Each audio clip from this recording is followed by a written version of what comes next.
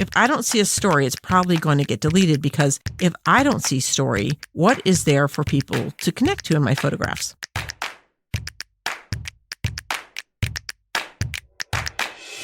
Hello, all you charming, creative people. Thank you so much for joining me on the Sage Arts Podcast. I'm Sage, your solo host today, here to babble at you about story and the role it has in visual art. I'm also going to present you with a challenge for 2023 now that hopefully we've gotten over all the holiday craziness and can really set up a routine and focus, right? I'll put in the show notes where the challenge comes up in the podcast, so if you want to jump to that, you can. It's not a complicated challenge, but you might want to keep a pen and paper handy so you can write it down and then figure out how to work it into your routine. So come on in, have a seat, or if you're already seated, sit back and relax, or get your hands into your material and joyfully muck around while I toss some of what I think are pretty interesting ideas, all having to do with the usefulness of story in what we do as artists. Hopefully my voice sounds a little bit better. I'm still struggling a bit with this cold, so I apologize for any nasally lilt in my voice. I'm, as usual, in my podcast studio at my home in Southern California. I'm recording this on one of the few dry, partly sunny days we've had in the last couple of weeks. Earlier this week in our area, we got about 5 inches of rain over about 2 days, while areas north of us and some of the higher elevations got as much as 16 inches of rain from the same storm. It caused a lot of chaos. Of course, this craziness made the news, and I started getting messages from various people who remembered a situation that happened here 6 years ago where we got 5 inches in one day. We have a creek at the bottom of our yard, which overflowed during that storm into our garden, and it swelled high enough to pick up our raised planters so that they were floating up against the fence. That was apparently a pretty memorable story, or more likely were pretty memorable pictures because I posted these photos with the water up to the top of our compost box so you could see it was about 2 or 3 feet deep in the yard with all the planters bunched up against the fence trying to float off down the creek. It's that kind of memorable story, a relatively unusual event, that connected me in their minds with the news stories they were hearing, even though my story and those pictures were from like 6 years ago. A good story, especially when it involves someone we know or otherwise feel connected to, can elicit strong emotions and bring up memories we don't otherwise spend a lot of time recalling. That ability to draw forth memories and emotion is the power of story. But art, particularly art seen in person, has the added ability to connect with people in their personal space in real time by us sharing our creative experience in a concrete way, in that the materials we actually worked and wrestled with and the results of that are right there in front of them. And that's just the tip of the iceberg when it comes to how story helps us as artists. There are a myriad of ways stories can be helpful and make the process of creating even more fulfilling. To get the most out of this smorgasbord of ideas I have for you today, I'd like to ask you to ask yourself questions as you listen. For one, what importance does story play in the creation of your art? Is this something that you're already thinking about? And how can you use the idea of story to help you in the areas of your work you're looking to improve or change? So keep those things in mind and maybe even jot down the ideas that really hit you as useful. So yeah, let's talk story. Now, story is important to everyone. I don't think that can be denied. I know we may often think of story as a form of entertainment, but it's so much more than that.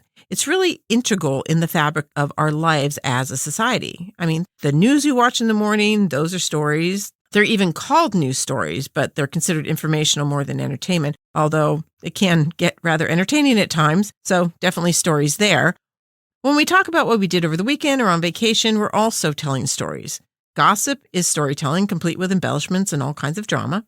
Every social media post is trying to grab you with story too, from a humorous doggy tale to personal stories of struggle or triumph, like when we post the latest thing we made that we're really excited about. Even the ads are stories, ones of potential, of how you're going to lose that stubborn fat with this new diet, and then you get to hear a number of supposed users and their success stories to go along with it, so more stories there. Then there's movies and shows that we watch, songs we listen to, and of course, books and magazines that we read. Stories are everywhere in every culture, and they've been with us since the advent of language. So, as not to confuse you as we move into this, let me more thoroughly define what we mean when I speak of story in regards to art. I'll be using it in the broadest sense, and not being an expert on definition, let's pull a definition from the Collins dictionaries. They say that story is a narrative, either true or fictitious, designed to interest, amuse, or instruct the hearer or reader, or in our case, the viewer.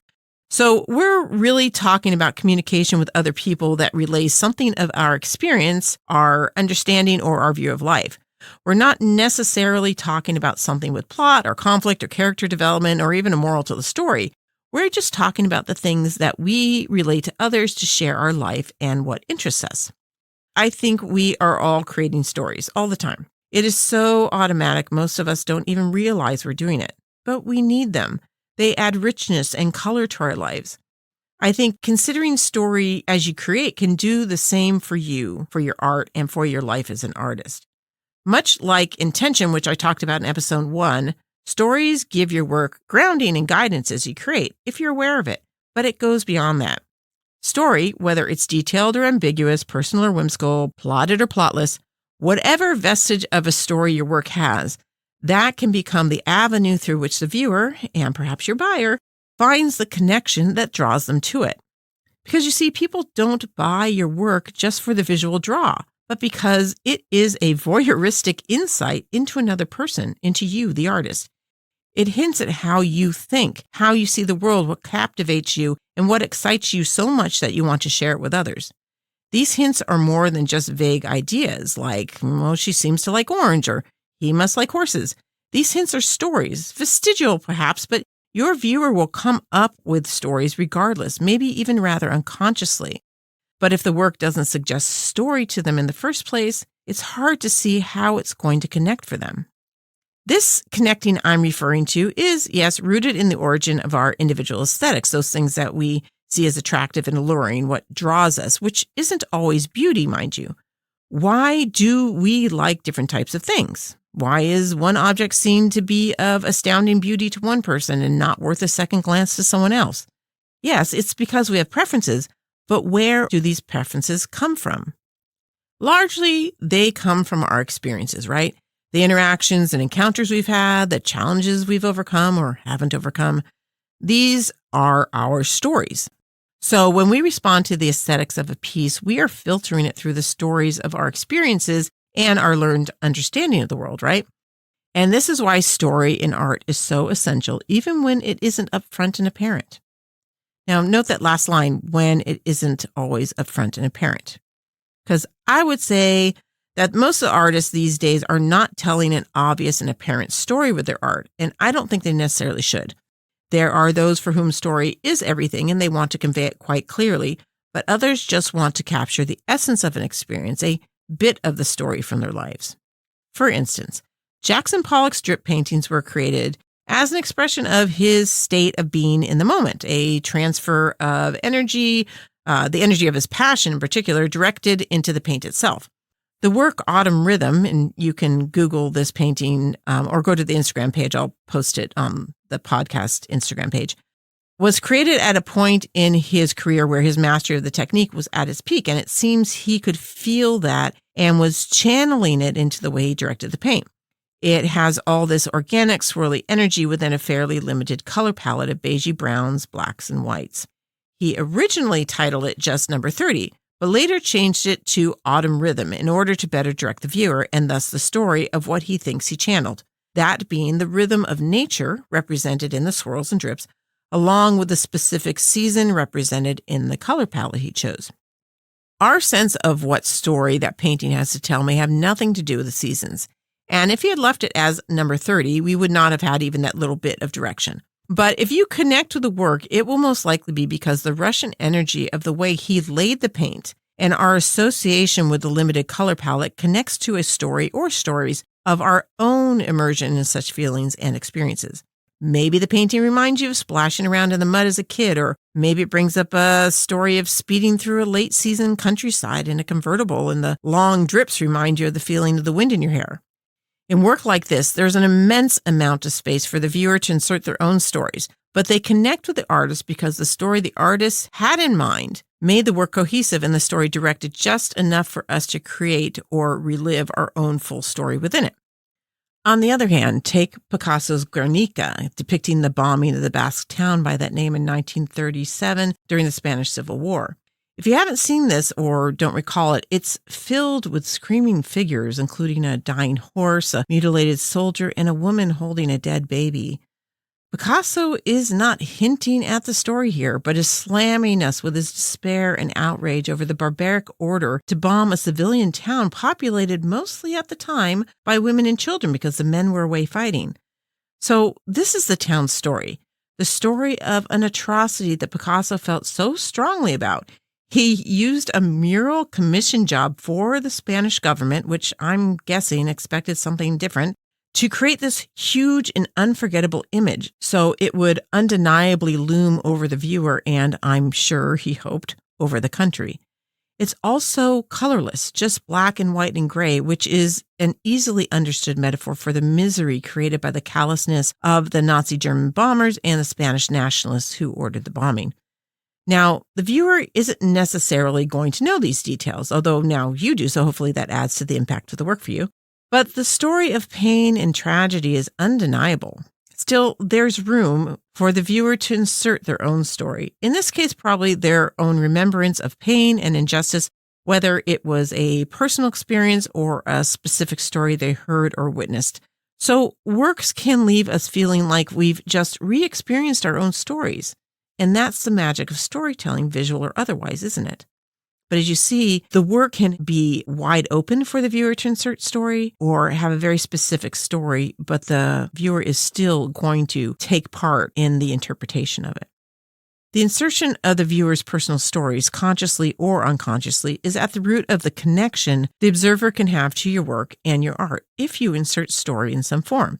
For me, when I go through my photography, for instance, I ask myself with each picture, is there a story here? If I don't see a story, it's probably going to get deleted because if I don't see story, what is there for people to connect to in my photographs? Sometimes I do think a photo looks pretty, but if I find I'm just drawn to a texture or a combination of colors and there's nothing else, I don't feel like I have anything worthwhile to share. When I create in polymer and mixed media, I often try to recreate the feeling of an experience that I had that really stuck with me. Although I don't always start with that, and I'll explain that later. I've talked about this with other artists before, and one of the things people seem to get caught up on is figuring out what experiences have enough of a story in them to be the basis for the work they're doing. I think the problem is that many people feel that they're looking for a very specific story, or they're too literal about the story, or they want something really unusual and super memorable. The fact is, we actually have story in our lives every day. It's just a matter of seeing it and determining if it's something we feel driven to share.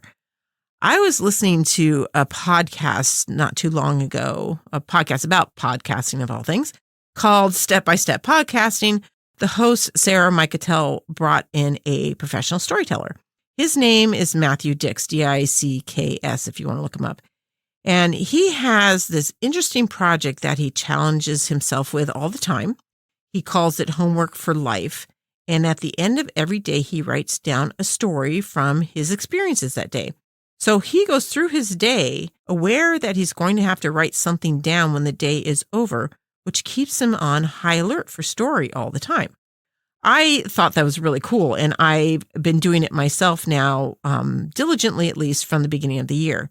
Now, I write in a journal almost every morning anyways. It's almost always poetry, but I have to say it didn't always have a lot of direction.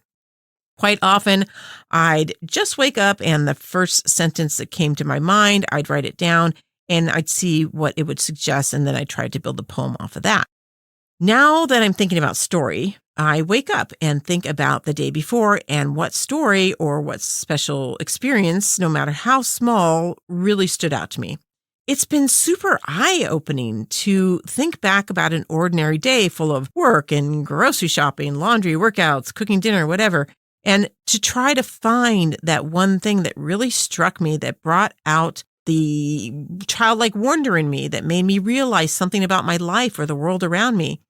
So, for instance, yesterday it was about seeing the birds playing at the edge of the creek because, for one, we haven't had a creek most of the year because of this terrible drought we've been in. But also, when the creek did come in, it was torrential. But now the waters have calmed down enough for the birds to go and play in it. And what I saw was just so much joy in there, bouncing around between the bank and the branches and splashing about and twittering to each other. It was just a really beautiful contrast to the difficulties we've been seeing of the drought, the torrential rain, and all the things that it brought. And yet it settled into this kind of joyful moment. So I took a kind of you have to have the tough times to really appreciate the small joys story from that. So small things like this are the dominant type of story I'm finding on a daily basis now, but some stories are bigger. Like the other day there was, we think, a grieving of crows a little ways down the creek, just this insane gathering of birds when one of them dies. It was so loud, it woke me from a nap. So that became an obvious story for the day, but what wasn't obvious was why I thought it was a story worth recording. Once I dug down through it, through my writing, I found it was my admiration for their unrestrained and dramatic display of grief, much unlike our society's zipped up rituals around death. Now, if you're into crows, there are other reasons why they might be doing that. Some say it's a matter of trying to make note of why the crow died. So I know there's more specifics, but that's the story that I made from it. This practice has not only made me look for story, but has also made me examine why I am drawn to these stories. And that kind of contemplation has absolutely churned up ideas for both my writing and my artwork already. So, this is a challenge I want to give you for the start of the year, which I mentioned, I think, in the first episode. I want to challenge you to spend the next 30 or 60 or 90 days, or all 365 days of 2023, finding a story each day. The challenge is pretty simple and it doesn't take much time. You just take a couple minutes at the end of your day or at the beginning of your day to write down a story of something that happened in the previous 24 hours, something that struck you as interesting or important to you or to others. I personally have found it most helpful to write enough to explain what I saw or experienced and then why it struck me as significant. It doesn't matter how long or short it is, though. It can be one sentence, a poem, a list of words, an essay, or a full-blown short story if you like. That's up to you. The important thing is just that you record something, which will train you to look for story every day. Then you take it one step further. At least once a week, maybe pick a day, like every Sunday morning, for instance.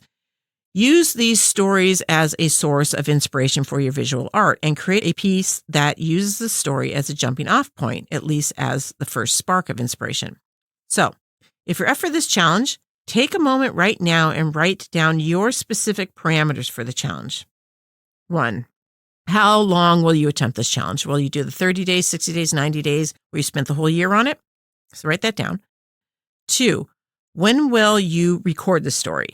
Will it be a routine at the beginning of your day or at the end of your day? So just write down every morning, every evening, or you could put 7 a.m. or 10 p.m. or whatever works for you. 3. Where will you record it? I personally prefer to keep a journal, something kind of cool and pretty that I enjoy using. Getting away from screens is important to me, though. You can also use your phone or tablet or whatever works best for you. Just have a specific thing that's where those stories go. 4. Pick the day or days that you will create artwork from a story. Sunday, Monday, Sunday morning, Friday night, whatever. Just put down that specific day, or if you're going to do it more than one day a week, your specific days that you're going to do that. And then 5, set the day and time you will start this challenge, preferably tonight or tomorrow morning. But if for some reason that's not possible, set the next possible day that you can start it. The process of writing down the details of this challenge is important in setting you up to actually make it happen. We mentally feel more committed when we put something in writing. So I encourage you to actually put it on a piece of paper or a whiteboard or print it out, something that's literally a tangible commitment that you can set out and see daily. So if you're not in a position to write it down now, just tell yourself when you're going to do that so you will do it. Now, if you're not sure if this is the thing for you, how about just do it for 7 days, just 1 week? If you go 1 week and you're finding wonderful, useful insights and all kind of creative inspiration in it, then set yourself up for a more definite challenge. Just write down those 5 items. I think you will find it more than worthwhile. But even if the challenge doesn't interest you, I think you can really get a lot out of making story part of your process or the way you think about creating work. This could be particularly helpful if you're having problems finding direction in your work or a piece starts to feel muddled. You can ask yourself, what is the story here, or what could it be? Or you can ask, what do I want people to feel and why, and make a story from that.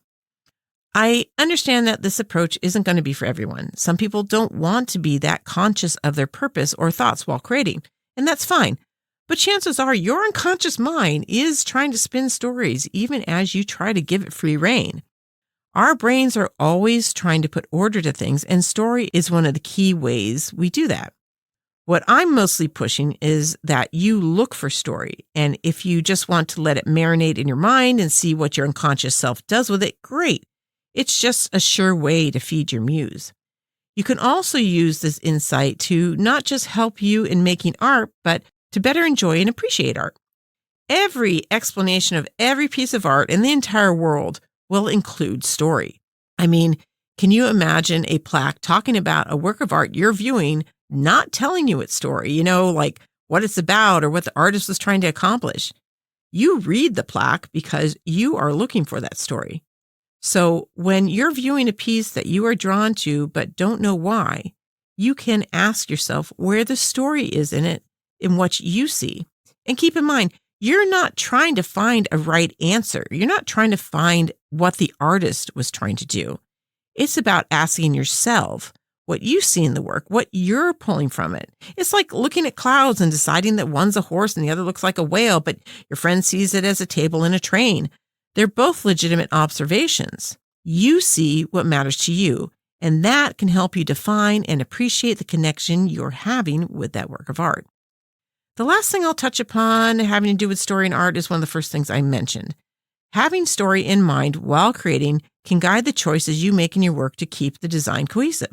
Now, I'm not going to hash over that because that's quite a lot of what I spoke about when I spoke about intention in the first episode. What I'm suggesting is simply that you make story the basis of your intention. So if you haven't listened to the first episode, I do strongly encourage you to do that. It's, I think, less than 20 minutes, and it's the basis of so many of the conversations we'll have here. When your intention is set to story, it gives you a rich and varied structure from which to make all your design choices. If every choice you make, the colors, shapes, textures, size, symbols, composition, etc., is couched in the question, does this fit the story? It's going to be hard not to have a cohesive design. I do want to emphasize that just because you're using a story to guide your work, it doesn't mean you need to represent it in any literal sense.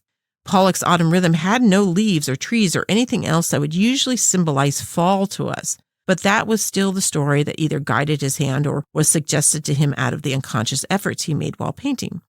Which brings about yet another way to use story. You can work with story by working without intention initially until you start to see patterns or connections in the explorations of your materials. Once you do, you can start asking yourself what story is being told by what you're seeing.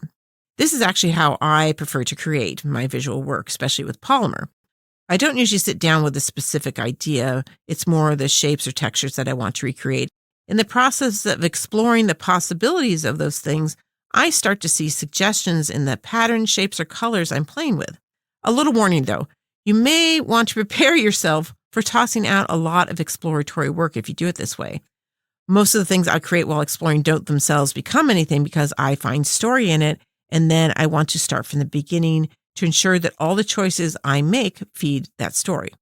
The takeaway here, though, really is that story can be another great tool in your artistic toolbox, as well as an avenue through which you can better enjoy the work you create, as well as the art of others.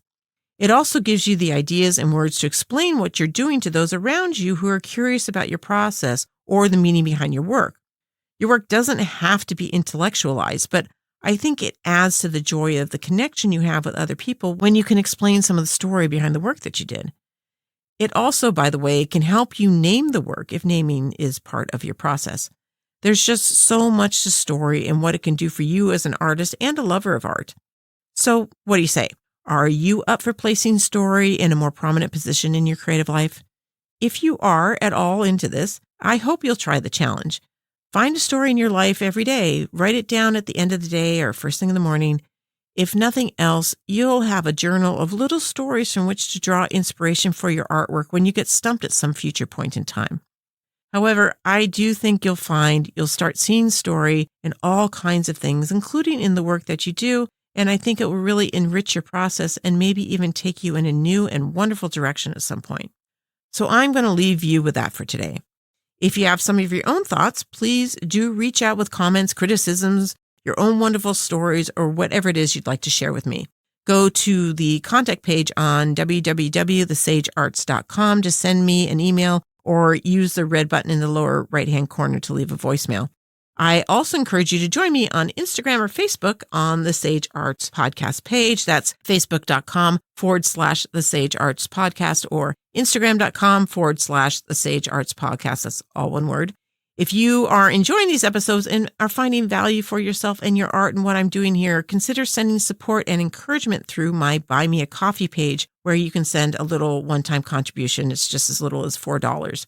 That's buymeacoffee.com/the Sage Arts. Also one word, just shorter than the social media stuff, just the Sage Arts. There's also an orange donation button halfway down the homepage of the sagearts.com website if you want to go that direction. A quick shout out, though. Thank you, Laura Lee, who bought me 3 coffees last week after listening to the Intentions episode. She's been feeling like she's been channeling chaos and now has some direction to work with. And I just love to hear that. Your comments, even more than the financial support, really keeps me going and helps me with my direction too. So, all my lovelies, go out and find those stories, feed your muse, and as Christy said last week, be true to your weirdness. Just own that wacky, creative, beautiful soul you have. And join me again next week on the Sage Arts Podcast.